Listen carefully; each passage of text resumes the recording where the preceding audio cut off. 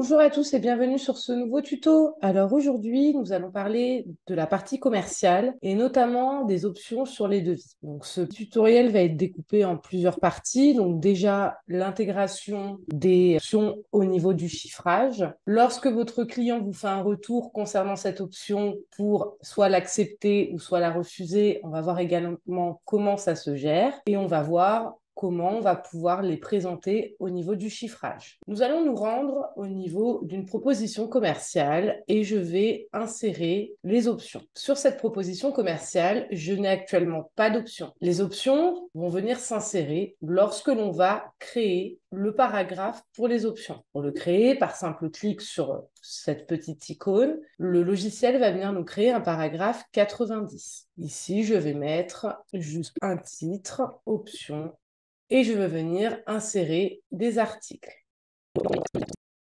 Les articles de mes options sont désormais insérés. Et si je fais un aperçu de ma proposition, on va pouvoir constater que ces articles insérés ne rentrent pas dans le montant hors taxe de mon devis. Elles ne rentreront jamais dans le montant hors taxe de mon devis car elles sont considérées comme étant des options. J'ai ici le total qui correspond au chiffrage hors option. Je peux, via une option dans le chiffrage, insérer un sous-total juste pour mon paragraphe d'option. Mon sous-total est insérable depuis toujours la même icône, mais là, on va cliquer sur la petite flèche et insérer les lignes hors taxe, TVA et TTC.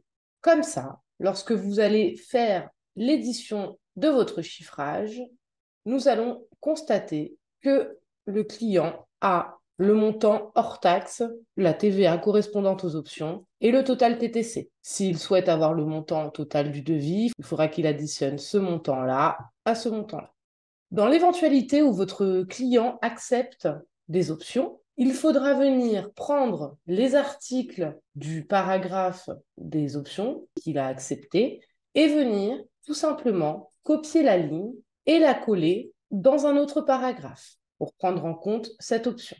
Si le client accepte l'intégralité du paragraphe pour les options, ce que vous pouvez faire, c'est venir directement copier le paragraphe et tous ses composants vers un paragraphe de niveau hors option.